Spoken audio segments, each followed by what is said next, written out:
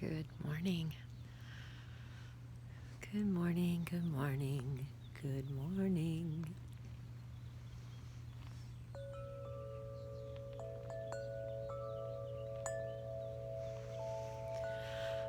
I can see my breath when I exhale this morning. That means I'm alive. It means I'm aware of my breath. When you can see it, that's very special. The warm fluid.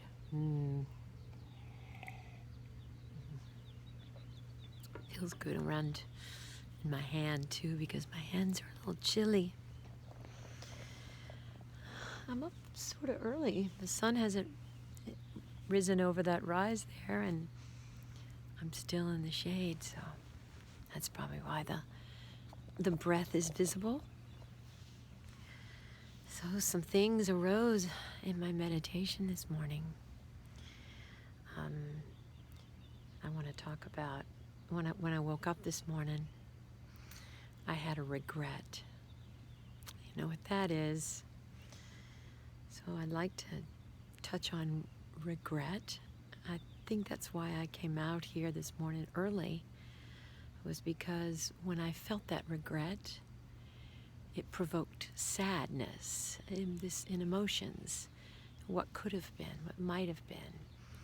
And I knew right away to go into my gratitude practice and to come out here and meditate so that I could accept those things that were not meant for me.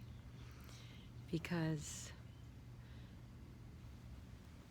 as my rock says, everything happens for a reason.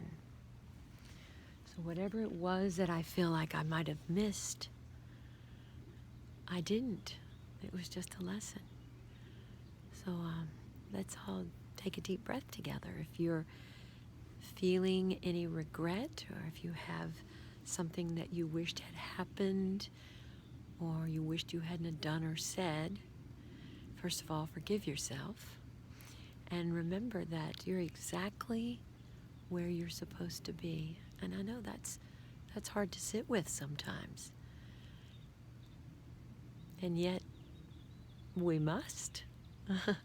We're invited to sit with that feeling that maybe we did something wrong, or something didn't turn out the way we wanted it to. Because if we just not said something, one word, or done something, there might have been a different outcome.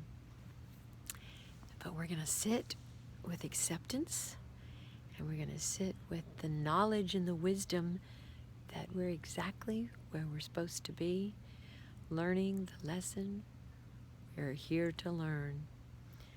So let's sit up straight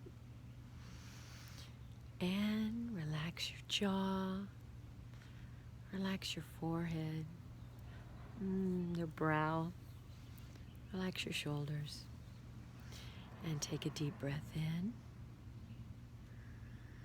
2, 3, 4, hold, 2, 3, 4, exhale, 2, 3, 4. Already feels better. Shake it off just a little bit. And when I'm not here and you're on your own, I invite you to take deep breaths. Whenever you feel sensations or emotions, something that is too hard, too painful, something that grabs your heart, something you wish you hadn't have done or said, any type of regret. And just know that the magic of life lies in your acceptance of whatever is happening in this present moment.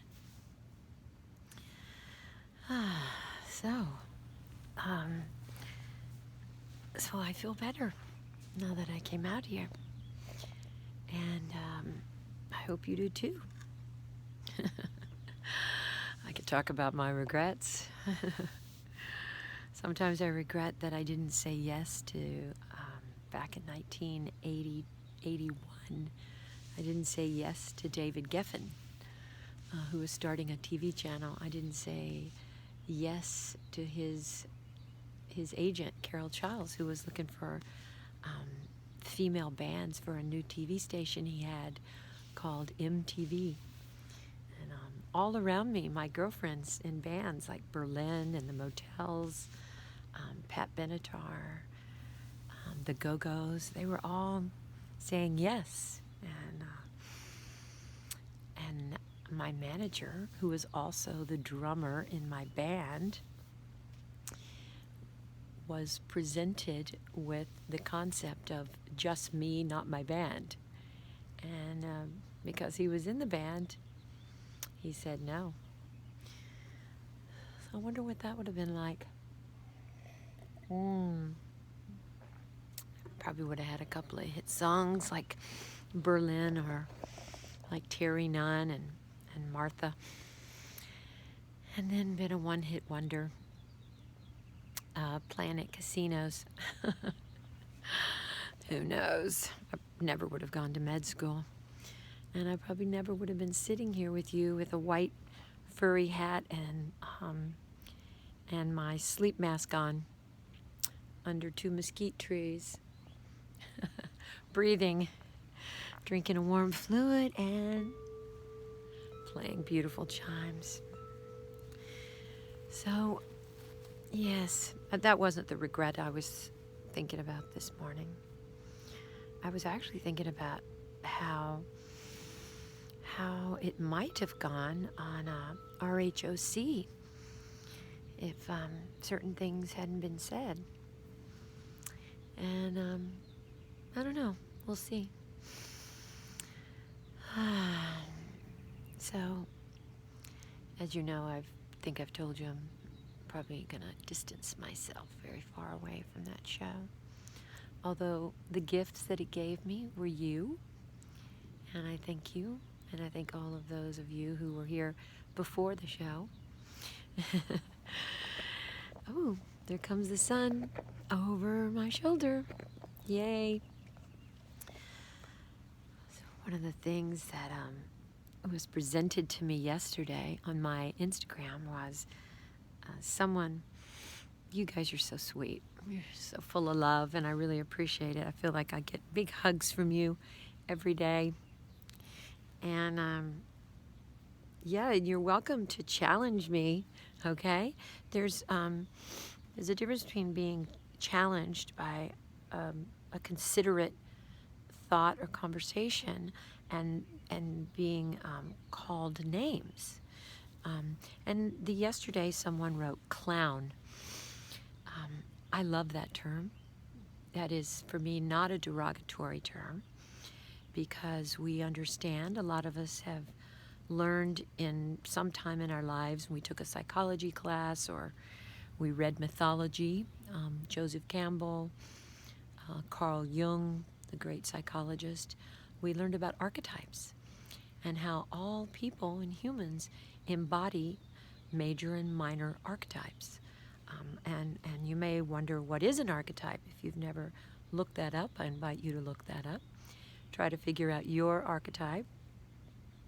Are you the helpless maiden? Are you the fierce warrior queen? Are you the court jester? Are you the knight in shining armor?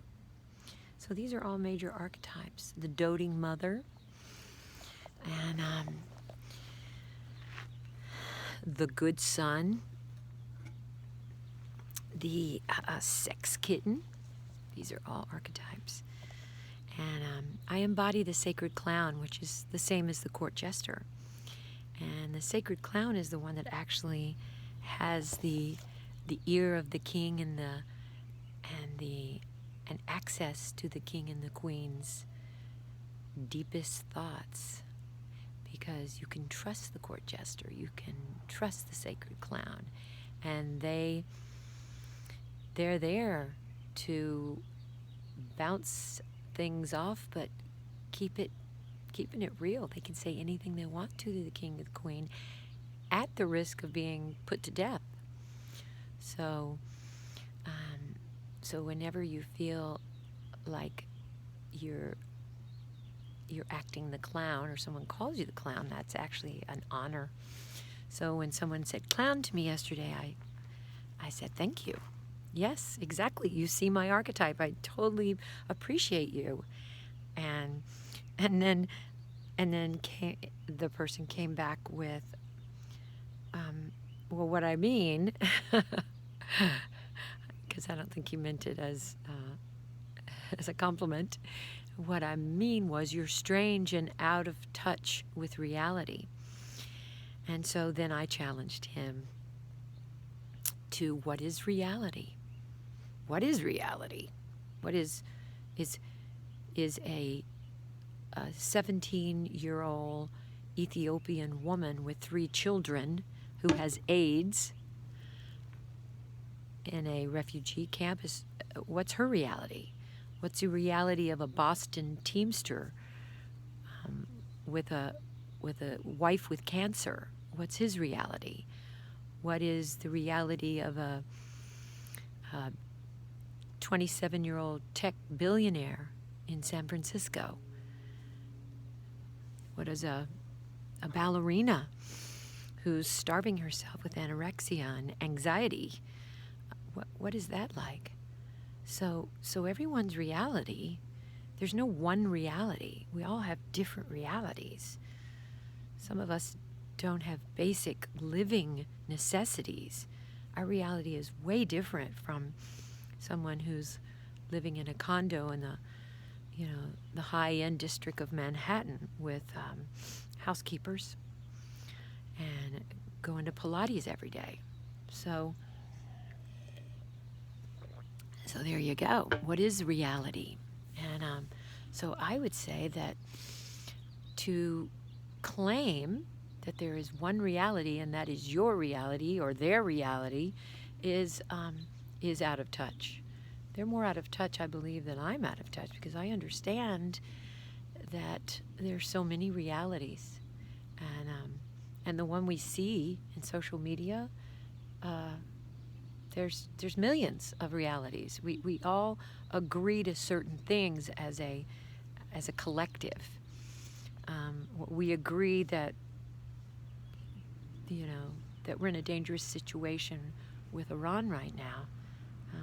But if you're off grid, living in the woods of Canada, that's not your reality.